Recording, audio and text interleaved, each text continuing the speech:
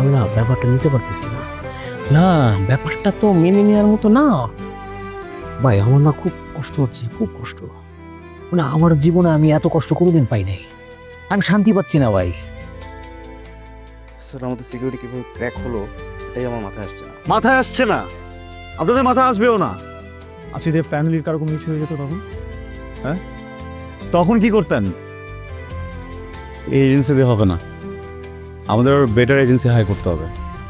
ওরা দেশের 1 নম্বর এজেন্সি, ওদের দিয়ে ভিআইপি ভিকেপিতে বাসা সিকিউরিটি দেওয়া হয়। সেই জন্য সাংবাদিক আইছে আপনি সাক্ষাৎকার নিব। তাহলে আপনি তাড়াতাড়ি জানতো কেউ যেন ভিতরে না আসতে পারে।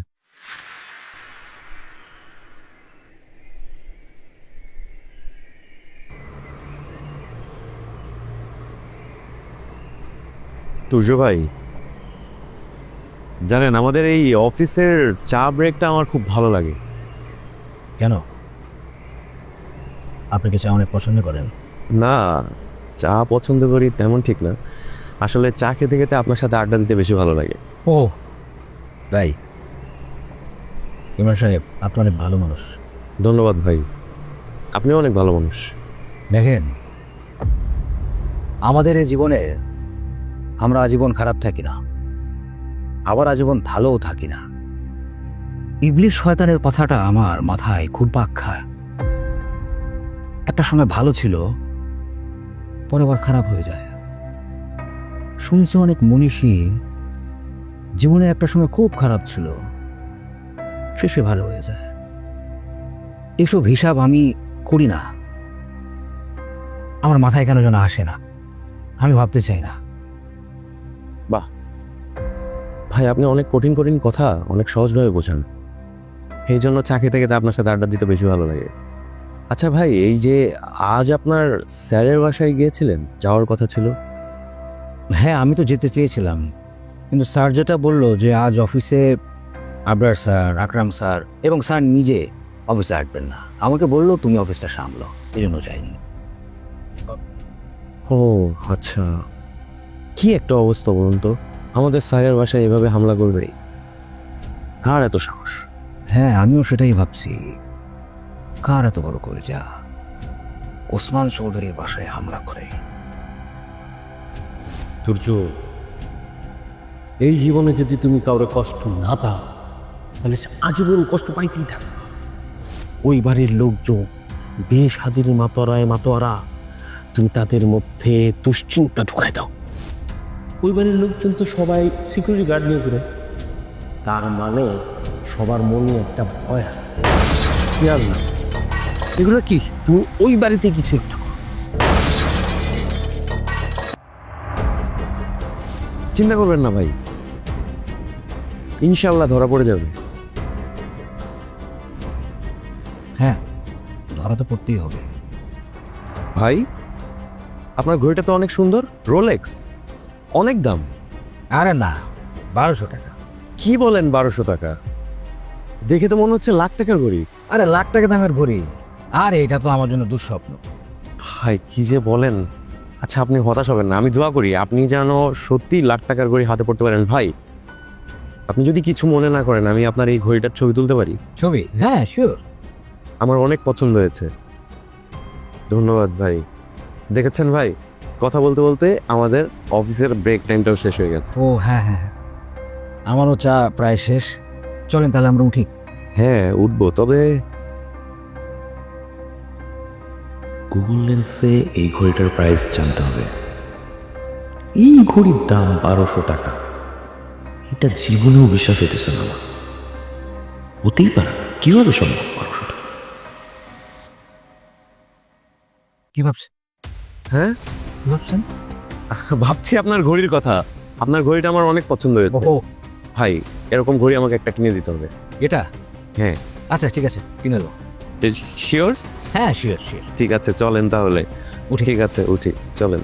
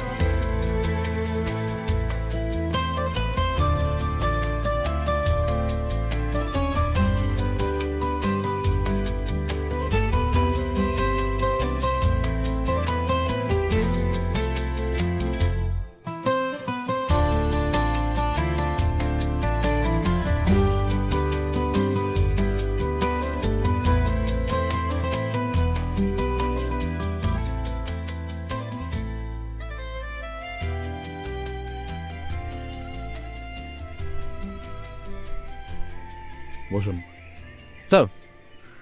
দাঁড়িয়ে ডিউটি করতে করতে স্যার মেরুদণ্ড সোজা গেছে স্যার, চাইলে আর বসতে পারি না স্যার।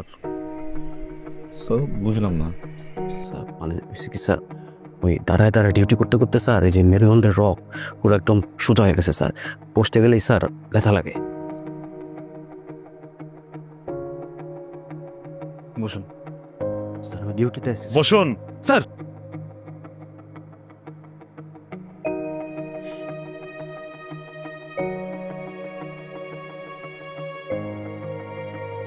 ধরুন এখানে যে নামগুলো আছেন ওনারা সবাই আমাদের বাসায় আসেন, তাই তো? স্যার। আমরা আসার পর থেকে এরাই আসা যাওয়া করছে স্যার, আর আগে যারা আসছে তাদের কোনো লিস্ট আমাদের কাছে নেই স্যার।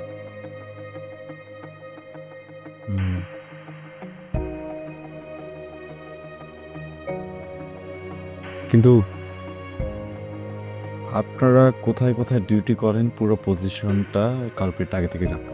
স্যার আমরা একটু ভিন্নভাবে বিষয়টা দেখতে পারি স্যার। কীভাবে? যেমন ধরুন স্যার, বাসার ভিতর থেকে ইনফরমেশন পাস হচ্ছে স্যার, কাজের মহিলা, দারোয়ান, কেয়ারটেকার হতে পারে স্যার।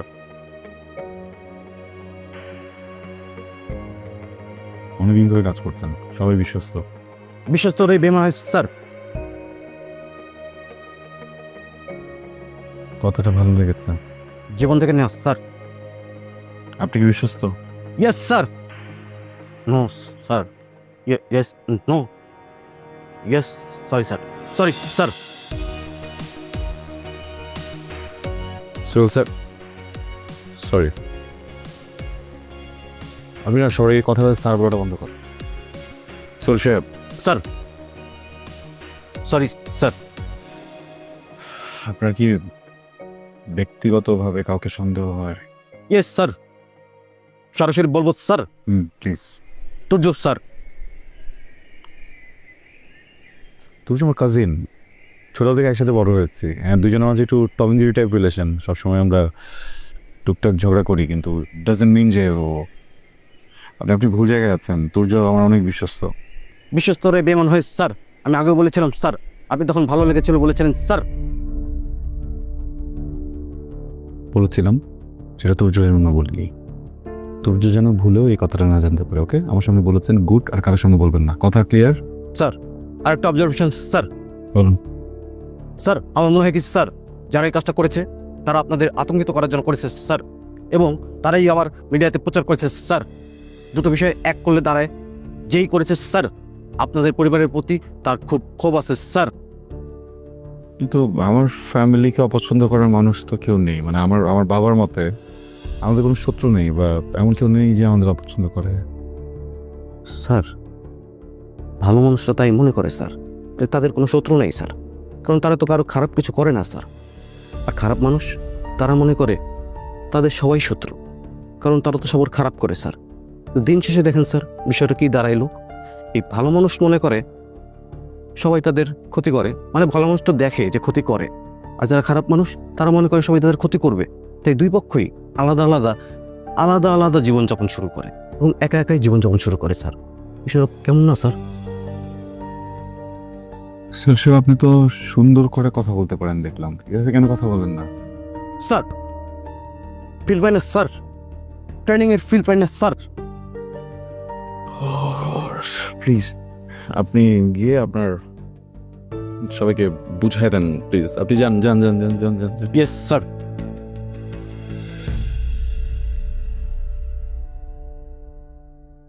الله أكبر الله أكبر আরে ইরা, তুমি আমাকে এখানে ডাকলে যে? সূর্য ভাই, তুমি আবরারের কাজিন, মানে তো আমারও কাজিন। হ্যাঁ, সেটা তো আমি আছি। আচ্ছা, আমি এতদিন তোমাকে আপনি করে ডাকতাম, এখন তুমি করে ডাকছি, কিছু মনে করো না। আরে না, কি মনে করবো, এখানে তো সব আমরাই। তার উপর দিয়ে তুমি আবার আমার ক্যাম্পাসের বড় ভাই।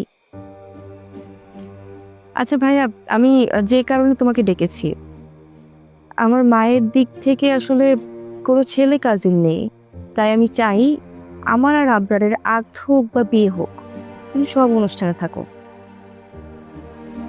আমি থাকবো? হ্যাঁ, অবশ্যই তুমি থাকবে। দেখো, এখন তো লিমি নেই। ধরে নাও আমি তোমার বোন। আমি যদি তোমার ছোট বোন হতাম, তুমি কি আমার বিয়েতে আসতে না? হ্যাঁ, আসবো। থাকবো না কেন? অবশ্যই থাকবো। আরে, বোনের বিয়েতে ভাই থাকবে না? থাকবো। ভাইয়া, তুমি আমাদের জন্য দোয়া করো যেন সবকিছু ঠিকভাবে হয়। হ্যাঁ, আমি দোয়া করব। আমি একদম তোমাদের জন্য মানে মন থেকে দোয়া করবো, যাতে তোমরা খুব ভালো থাকো, সুখে থাকো। আচ্ছা, আবরার বলছিল তোমার জন্য পাত্রী দেখা হচ্ছে। কই, এই বিয়ের তো কোনো খবর পাচ্ছি না। এখন পাবে, খুব শীঘ্রই পাবে। আচ্ছা আচ্ছা, এতদিন কেন পাইনি? মানে মন মতো পাত্রী কি পাচ্ছিলে না নাকি? না, আসলে যেটা হয়েছে, এতদিন একজনের অপেক্ষায় ছিলাম, কিন্তু আজ মনে হলো অপেক্ষায় থাকার দরকার নেই। বুঝলাম না ঠিক কি বললে, সব মাথার উপর দিয়ে গেল। আসলে যেটা বলতে চাচ্ছিলাম, মানে আমি যে ধরনের পাত্রী খুঁজছিলাম, মানে বিয়ে করতে চাচ্ছিলাম, সেরকম সম্বন্ধ পাচ্ছিলাম না আর কি। আচ্ছা, তার মানে এখন মন মতো পাত্রী পেয়ে গেছো? হ্যাঁ। মাশাল্লাহ, আমাকে কিন্তু বিয়ের দাওয়াত দিবে। তুমি না এর আপুকে পছন্দ করতে? হ্যাঁ করি, কিন্তু তুই জানলি কিভাবে? তুমিও তো এর আপুকে কত শত চিঠি লিখতে, কিন্তু একটাও দাও না। আমি একদিন ড্রয়ারে সেগুলো পড়ে ফেলেছি। সত্যি, কিন্তু তোমার কিন্তু এখনো সম্ভাবনা আছে। এরা আপু আবরার ভাইকে নাও পছন্দ করতে পারে। অবশ্যই দেবো, অবশ্যই। মানে এমনও হতে পারে যে তোমার আর আবরারের বিয়ের আগে আমার বিয়ে হয়ে যাবে। আচ্ছা, আবরার কিন্তু অনেকক্ষণ যাবত অপেক্ষা করছে ছাদে। চলো আমরা আড্ডা দিই। না, এরা অন্য একদিন, কেমন? মানে আমি না সেই অফিস থেকে সরাসরি এখানে আসছি, আমার খুব টায়ার্ড লাগছে, আমি আজকে চাই। হ্যাঁ, আরে চলো, অন্তত 5 মিনিট বসো, তারপর চলে এসো। দেখো, তুমি সবসময় আসো, দেখা হয়, কিন্তু আড্ডা দেওয়া হয় না। চলো আড্ডা দিই আজকে। না না ইরা, প্লিজ অন্য একদিন, কেমন? আমার না সকালে একটা খুব গুরুত্বপূর্ণ মিটিং আছে, আমাকে বাসায় যেতে হবে। আমি একটা কাজ করি, আমি খালুর সাথে দেখা করে আমি বের হয়ে যাই, কেমন? ও আচ্ছা আচ্ছা, ঠিক আছে ভাই, তাহলে তুমি যাও। আচ্ছা, আমি যাই তাহলে। হ্যাঁ ভাইয়া, তোমার কি ফেসবুক আইডি আছে? মানে এতদিনের পরিচয় আমাদের, আমরা কিন্তু ফেসবুকে অ্যাড নেই। ফেসবুক আইডি আছে, কিন্তু আমি খুব একটা ইউজ করি না আসলে। ও আচ্ছা, তাহলে হোয়াটসঅ্যাপে তো আমরা অ্যাড হতে পারি। হোয়াটসঅ্যাপ নাম্বারটা পাওয়া যাবে? WhatsApp number? হ্যাঁ, কানেক্টেড থাকলাম। হ্যাঁ। আবরারের সাথে তোমার বিয়ের অনুষ্ঠানটা কি সরাসরি করব, নাকি আগে আটটা সেরে ফেলবো? আসলে আমি কি বলবো, আবরারের বাবা বলেছে তোমার মতামতটা জেনে নিতে। বড় আম্মু, আপনারা যেটা ভালো মনে করবেন সেটাই করুন। আমি তাহলে আসি।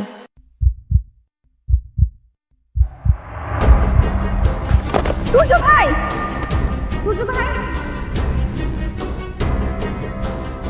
সূর্য ভাই, সূর্য ভাই, বড় আম্মু, বড় আম্মু, সূর্য ভাই সেন্সাস হয়ে গেছে। সূর্য ভাই, সূর্য ভাই।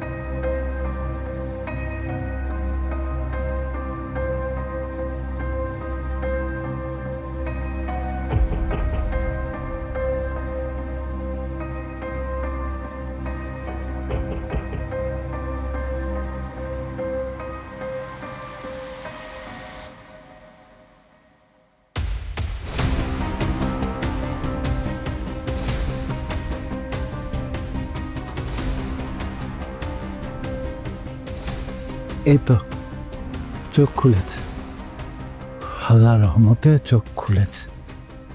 তোর যে কি হয়েছিল তোর? আরে এটা কি ধরনের প্রশ্ন? ও কিভাবে জানবে ওর কি হয়েছিল? বাবা ওই দিনই অনেক বেশি চিন্তা করে। তুর্য, এত স্ট্রেস নিস না প্লিজ। হ্যাঁ, ব্রেন নিতে পারছে না। আল্লাহ, ভাইয়া কি নিয়ে এত চিন্তা করছিলে? আহা, তোমরা সবাই যদি এত প্রশ্ন করো, ছেলেটা মাত্র চোখ খুললো। না খালামুনি, আসলে যেটা হয়েছে সবাই আমাকে নিয়ে চিন্তা করছে তো, তাই সেই কৌতূহল থেকে এই প্রশ্নগুলো করছে। খালুজান, আমি আজ তাহলে উঠি। এই তুই কোথায় উঠবি? বস, ডক্টর আসবে, এসে তোকে দেখবে, তারপর যাবি। আপনার ঠিক কথা বলেছে, ডাক্তার আসবে, দেখবে, তারপর তুমি যাবে। না খালুজান, কাল সকালে আমার মিটিং আছে, রোমানিয়ার লোকেরা আসবে না, ওখানে তো আমাকে থাকতে হবে, ওটা আমাকে দেখতে হবে। এক্সকিউজ মি স্যার, আমি যাচ্ছি, আমি দেখবো।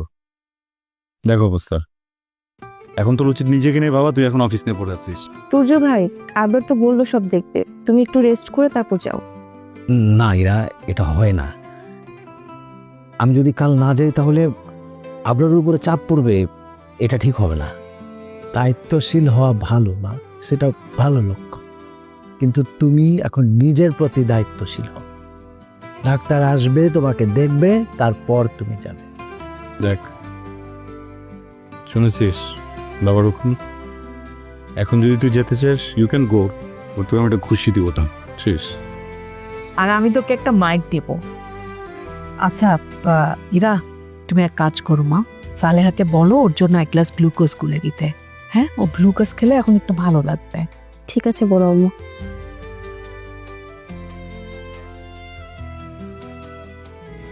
তোর সাথে কথা বলতো, তুই ডায়েট শেট করছিস নাকি?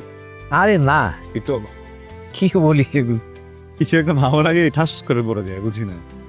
মা একটু খাওয়াও কিছু, বুঝছো? আচ্ছা শোনো, এখন আর কোনো কথা হবে না, এখন তুর্য রেস্ট করবে। হ্যাঁ, বেডরুমে গিয়ে রেস্ট করবে, গ্লুকোজ খাবে, আমি ওর জন্য স্যুপ বানাচ্ছি, স্যুপ খাবে। ওকে?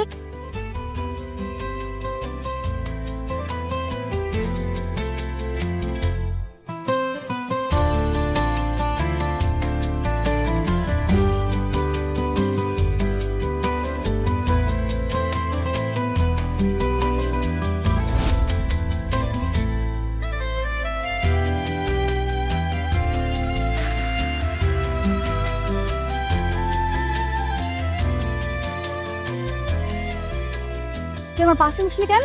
তোর এত বড় সাহস? ভাবি তুমি আমার সাথে এরকম করলা কেন? আগে উত্তর দে। কি হয়েছে? কি হয়েছে আতিক? তো কত বড় সাহস আমার বাবা মার জানালায় পাথর ছড়ে। বার করে তারপর তুমি প্রতিশোধ নিবে। তুমি জাস্ট দেখো আমি ওর কি অবস্থা। বাবা, আমি বিয়ে করব। তোর না অনেক ক্যারিয়ার প্ল্যান ছিল, তাই না? মানুষের জীবনে সবকিছুই পরিবর্তিত হয়, আমার প্ল্যানও পরিবর্তন হয়েছে।